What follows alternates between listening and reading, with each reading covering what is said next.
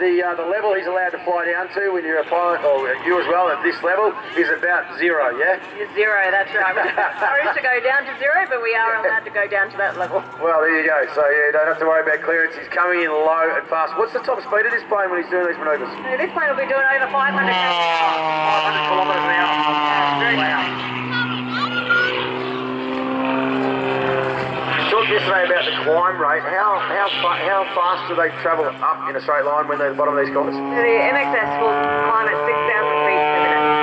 6,000 feet per minute. Which is quite quick. You stick the nose up and she just goes and goes. Something's gone wrong. He looks like he's stuck. You're doing a bit of a drift there for everybody if you like drift fully cars. sick. Where's all the fully sick people in the crowd? He's drifting. The acceleration when you nose over and get into one of these dives must be a phenomenal experience. Yeah, the acceleration rate on this aeroplane is just phenomenal. Its power to rate ratio is almost 1 to 1. He only weighs in at 500 kilo with him on board and the aeroplane, and he's got 350 horsepower up front. Something's gone wrong. It's spinning upside down. Do they have a name for that? Yeah, that one's called the tumble or the Lontraback, or I think you call it the tsunami roll. Oh, we're talking about the snow roll, this brand new stunt you've invented for us here this weekend. I can't wait to see it. We're going to see you up there later today. Yeah, tsunami roll will do a bit later today together in formation. Yeah, right. I noticed you waved at us when we came through, so that was very nice of you. Thank you very much. Gave me aboard a bit of a wave. And kids, I've got to tell you that although we can't see Matt in the cockpit, you can see us quite clearly on the ground. So when you're waving, you can see us. You go past. If you're waving, he can actually see you down there. There goes a knife edge and into a tumble as well.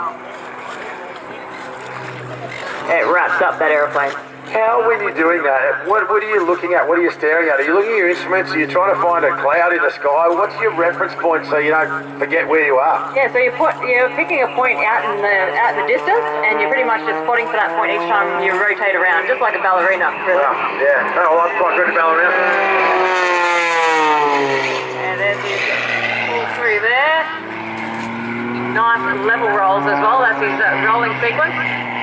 So in competition, obviously, I know that you've got a race coming up in 2 weeks. I think that we've got to go out to where? Warkworth. So you go out to Warkworth and you've got to go and do this and run a virtual course, and then you're going to get overlaid against the best in the world.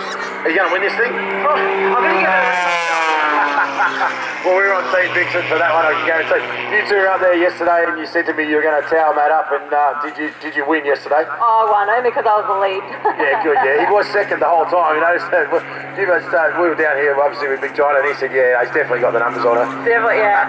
We're actually going to stage a race at the end of our display today too, so you guys can actually see the power from this aeroplane. Really? Going at the moment. Wow. Against me, who will be in the extra, and you'll be able to see how fast this aeroplane actually can pull away from me. Right, so we've called you Vixen, obviously, because you're crafty, you're a female of the species, and you look like you know a bit about what's going on. The man in the sky's call sign is Ras. What's behind that? Ras, yeah. So when he was in the Air Force, he just joined the Air Force. He was always the guy out there that required adult supervision. Required adult. To get Ras off. It is incredible what he's capable of making these planes. You've got some technical questions for us, I think, Roy. Yeah, we can hear the different change in the exhaust note of this aeroplane. That's the constant changing of the pitch of the blade. That's correct, yeah. So you're not hearing the change in the exhaust. As he's pulling around, he was pulling 12G here, ladies and gentlemen, with the 12G under the figure 8. You can hear that prop barking, and that's the change of angle on the prop, and that's just biting into the air, making sure it keeps its power there. So it's maintaining the same RPM, so as he's going through the air, whether he's going fast or slow, those propeller blades are changing their pitch constantly. Now, all aeroplanes run an altimeter. Do you get a chance to look at that while you're in these crazy spins?